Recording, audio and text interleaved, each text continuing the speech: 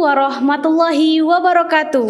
Selamat datang di podcast Bonai bersama obrolan nyaman dan santai di studio SMK Negeri 1 Payakumbuh. Sebelumnya perkenalkan, saya adalah Putri sebagai host pada kali ini. Kini kita akan membahas sebuah perbincangan dengan Bapak dengan mengangkat tema yaitu vokasi menguatkan Indonesia. Nggak kerasa ya, hari ini begitu sangat sejuk sekali. Teman-teman semua tahu itu karena apa? Tentu saja karena kali ini kita didatangi oleh bintang tamu yang luar biasa, yaitu Bapak Kepala Dinas Pendidikan Wilayah 4 Provinsi Sumatera Barat, yaitu Bapak Dr. Andos Asricun MPD. Assalamualaikum Bapak. Waalaikumsalam warahmatullahi wabarakatuh. Oke, bagaimana kabarnya Pak? Alhamdulillah sehat. Oke, wah ini suatu kebanggaan sekali bagi Putri pribadi karena Putri bisa berbincang secara langsung bertemu dengan Bapak. Karena mungkin ini podcast perdana Putri. Oke, lanjut saja kita masuk dengan tema kita kali ini yaitu vokasi menguatkan Indonesia. Oke Bapak, Putri ingin bertanya kepada Bapak. Sejak kapan sih Pak Bapak mengenal dunia vokasi ini Pak? Kalau kita baca itu apa vokasi, yang namanya pendidikan fokus kepada keterampilan. Iya. Tentu pendidikan keterampilan Indonesia sudah lama sejak pendidikan dilakukan. Cuma namanya mungkin mulai didengungkan baru beberapa tahun terakhir yang disebut dengan vokasi. Kita sudah lama sejak Indonesia kurikulum 75 juga ada namanya sekolah teknik kejuruan, STM, kan itu menunjukkan keterampilan. Maka sebenarnya vokasi itu sudah lama dan baru didengungkan beberapa tahun terakhir ini. Oke, vokasi ini masih baru ya Pak? Iya. Oke, kan kita sering mendengar vokasi kuat menguatkan Indonesia. Di sini Bapak percaya nggak dengan slogan vokasi kuat menguatkan Indonesia ini Pak? Itu sangat diyakini sekali kalau putra-putri bangsa Indonesia ini memiliki keterampilan, apalagi keterampilan terapan yang bermanfaat untuk memudahkan hidup dan kehidupan dalam kehidupan sehari-harinya. Tentu orang-orang yang terampil inilah yang kreatif. Dia kreatif bagaimana mengolah suatu sumber dan bermanfaat untuk orang lain, terutama untuk dirinya. Pasti bangsa ini akan kuat dengan anak-anak mudanya, anak-anak yang terampilnya. Apalagi untuk pemenuhan kebutuhan dibutuhkan keterampilan yang sangat kuat. Maka kita pastikan bahwa keterampilan atau vokasi itu menguatkan bangsa dan ditopang oleh anak-anak yang belajar dengan giat, memiliki keterampilan. Keterampilan itu bukan saja konkret, tapi juga keterampilan abstrak. Nah, contohkan saat ini Putri sedang melakukan komunikasi.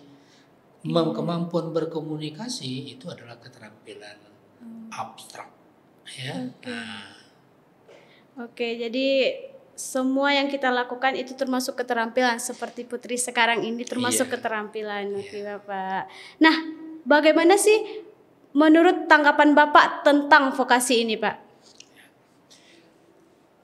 Pemerintah Indonesia melalui Kementerian Pendidikan Nasional, Pendidikan dan Kebudayaan, Ristek dan Dikti, sekarang Direktur Jenderal Dirjennya itu dipisah antara SMA dan SMK. SMK itu berada di Direktorat Dirjen Vokasi yang linknya kepada diploma 1, 2, dan 3. Vokasi itu dasarnya itu pendidikan tinggi yang berbasis keterampilan. Karena SMK itu disiapkan juga untuk dunia kerja dan melanjutkan ke perguruan tinggi sebagiannya, tentu keterampilan inilah yang diharapkan untuk anak SMK.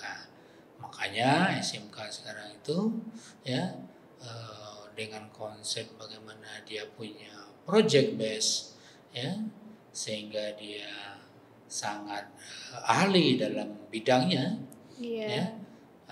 Kita mendorong bagaimana program-program keahlian di sekolah itu betul-betul memfasilitasi dan membangun keterampilan peserta didik kita.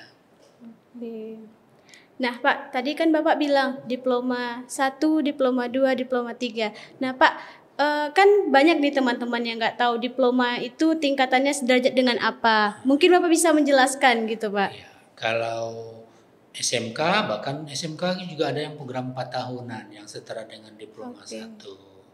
Nah, diploma 2, 2 tahunan. Diploma 3, 3 tahun. Nah, karena diploma itu berbeda dengan, ada sekarang D4, diploma 4. Nah, D4 dengan sarjana berbeda. Nah, D4 ini fokus kepada keterampilannya. Ya. Jadi SMK nanti dilingkan dengan perguruan tingginya, maka PP nomor 4 Peraturan Pemerintah nomor 4 tahun 2022 itu mengatur bagaimana SMK itu juga sudah disiapkan untuk ke perguruan tinggi supaya anak-anak yang ingin sesuai keterampilan lanjutannya dari SMK dia bisa melanjutkan nomor D1, D2, D3, D4. Ya. Oh begitu. Cukup apa ya Pak? Ada juga kelebihan kita kalau kita membeli SMK itu ya Pak. Nggak salah misalkan kita pilih SMK ini SMA itu sama saja sebenarnya kan Pak. Oke. Nah Pak,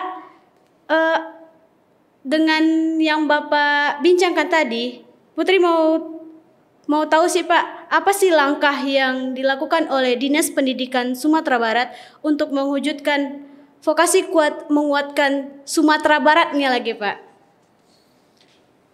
Khusus untuk cabang Dinas Pendidikan Wilayah 4 Sumbar yang mewadahi 3 daerah 50 kota Payakumbuh Tanah Datar, terutama ini beberapa sekolah kita sudah kita dorong sebagai pusat keunggulan dan sekolah-sekolah kita sudah kita dorong bagaimana dia bisa menghasilkan produk anak-anaknya.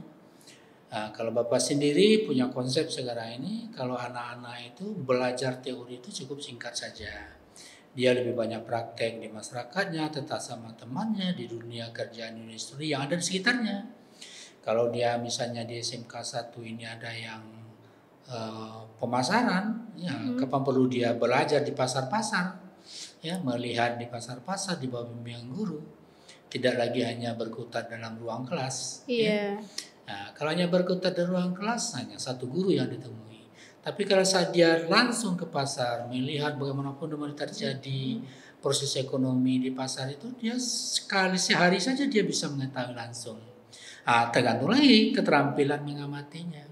Mampu karena keterampilan satu ada kemampuan mengamati, mempertanyakan, ya, merasakan. Nah, itu keterampilan mencatat data, ya. Nah, itu keterampilan. Dia terampil mencatat data yang benar, data-data diolah, ya, dan keterampilan yang bagus lagi kemampuan mengkomunikasikannya, kemampuan menyampaikan kepada orang, kemampuan menyuguhkannya kepada orang lain, kemampuan mengemas. Nah, itu keterampilan. Nah, di samping keterampilan misalnya menggunakan alat, menghasilkan produk. Kalau anak-anak kami yang bergerak di bidang desain komunikasi visual, dia keterampilan berkomunikasinya yaitu yang dilatihkan. Saat dia berbicara vokalnya harus jelas, kemudian terjadi hubungan komunikasi antara orang yang berbicara. Itu keterampilan. Kemampuan bercerita juga. Kadang-kala yang kita ceritakan itu tidak seberapa, tapi kemudian teknik kita mengkomunikasikan seolah-olah barang itu menjadi naik. Nah, contoh kita harga lebih ya Pak. Harga lebih, kita contohkan saja. Kita kan sering melihat di Payakumbuh ada ubi kayu. Ubi kayu itu kalau hanya sepotong ubi kayu direbus, letakkan berapa nilainya? Kemudian ubi kayu itu ada yang dipotong-potong dengan jumlah yang sama, misalnya jadikan kerupuk sanjay, berapa nilainya? Kemudian kerupuk sanjay itu, kerupuk sanjay saja, letaknya berbeda, juga punya nilai berbeda. Contoh, ada kerupuk sanjay, kita beli hanya kantongnya plastik biasa, sekilonya paling-paling 20 atau 30 ribu. Kan gitu? Tapi dikemas sedikit, hanya menambah modal merek. Yang 1 kilo itu bisa menjadi 80 ribu. Apalagi kalau itu terletak di bandara, lebih mahal lagi. Jadi apa maknanya? Keterampilan kita mengemas itu akan merubah nilai sesuatu barang itu. Nah, keterampilan kan vokasi. Nah, jadi anak-anak kami di sini bergerak, kemampuan kita berkomunikasi, kemampuan kita bagaimana kita mendapatkan informasi sebanyak-banyaknya. Nah, itu keterampilan. Ya, itu keterampilan kemampuan komunikasi. Ya. Oke, jadi intinya kalau kita kreatif, kita suatu seperti kita pengemasan barang saja contohnya ya Pak. Jika kita kreatif dalam mengemas suatu barang, maka nilai barang pun akan bisa naik. Oke, cukup luar biasa. Papa contohkan lagi. Kadang-kala ada orang tuh buat masakan bagus sekali, enak sekali. Tapi yang mempromosikan tidak ada, yang mengkomunikasikan tidak ada, sama saja tidak ada hasilnya apa-apa. Kadang-kadang yang dijualnya hanya barangnya sederhana, tapi cara mengkomunikasikannya terlaku jual lebih banyak. Kan itu keterampilan. Makanya SMK itu di SMK diharapkan memiliki keterampilan. Gitu. Jadi anak-anak kami berharap pada anak SMK itu belajarlah di lingkungannya dan kurangilah hanya berada di kelas. Iya, karena mungkin kalau kita hanya di kelas, kita akan mungkin otak kita susah berkembangnya ya Pak. Jika kita langsung turun ke dunia pekerjaan, kita akan memiliki wawasan yang lebih luas. Oke, luar biasa langkah yang akan diberikan oleh Dinas Pendidikan untuk kita sebagai siswa. Jadi begini Pak, kan banyak sekali pekerjaan industri dan banyak sekolah yang mengejar standarisasi industri, Pak.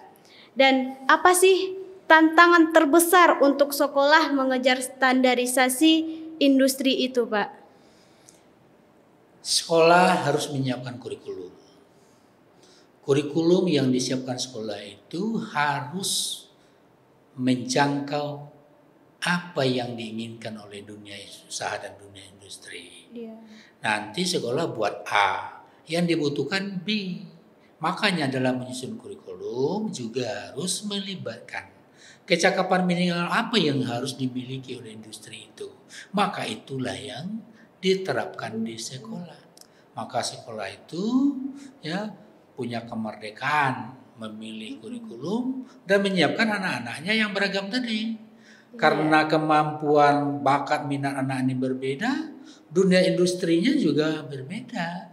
Maka kurikulumnya kita sesuaikan dengan kebutuhan studi. Siapa yang akan pengguna kita? Nah, tentu kita minta dari orang yang akan menggunakan kita itu. Nah, kan lucunya nanti saya harus membutuhkan ini. Nah, sekolah melakukan yang lain, jadi tidak diterima kan? Akhirnya dia belajar dari awal lagi. Seharusnya selesai dia. Jangankan menunggu tamat, waktu prakerin saja dia sudah diterima oleh Dudi itu. Oke. Jadi cukup berat ya tantangan yang akan kita hadapi untuk mengejar standarisasi ini ya Pak. Nah, pertanyaan Putri yang terakhir nih Pak. Apa sih harapan atau himbauan Bapak untuk siswa vokasi ini untuk mewujudkan vokasi kuat dan menguatkan Indonesia ini Pak? Pertama sekali anak-anak kami betul-betul memahami bakat minatnya dulu. Maksud memahami bakat minatnya dulu, dia pilih sekolah, program keahlian itu bukan melihat orang lain. Dia tanya dirinya, Saya berkeinginan mencapai itu.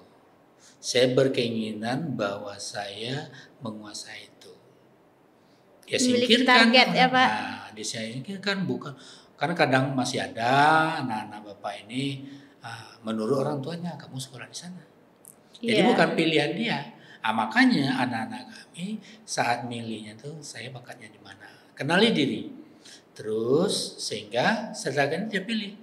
Saat dia memilih keinginannya kan tidak ada rasa keterpaksaan. Iya. Nah, kalau dia dipilihkan oleh orang lain pasti ada rasa keterpaksaan. Ketidaksenangan. Nah, belajar butuh motivasi intrinsik. Iya. Ya. Nah, belajar butuh motivasi intrinsik.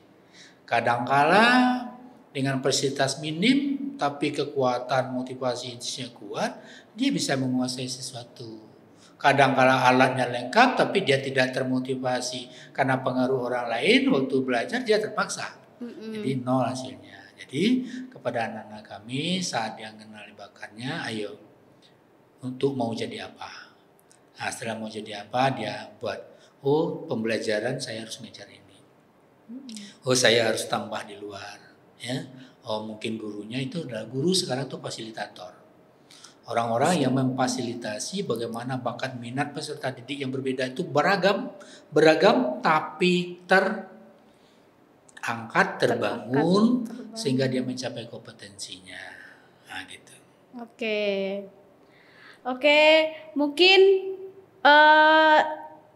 pelajaran yang diberikan oleh Bapak itu sangat-sangat berharga, sangat-sangat bermanfaat sekali yang telah Bapak sampaikan. Putri saja terkejut kalau kita itu sebagai pelajar itu harus kreatif, harus berani, harus mau karena kita memiliki kemauan, maka apa yang kita inginkan tentu pasti akan terwujud. Ada kemauan, pasti ada jalannya. Oke, mungkin hanya itu podcast Putri kali ini dengan Bapak. Putri pamit undur diri. Sekian, terima kasih. Assalamualaikum warahmatullahi wabarakatuh. Waalaikumsalam warahmatullahi wabarakatuh.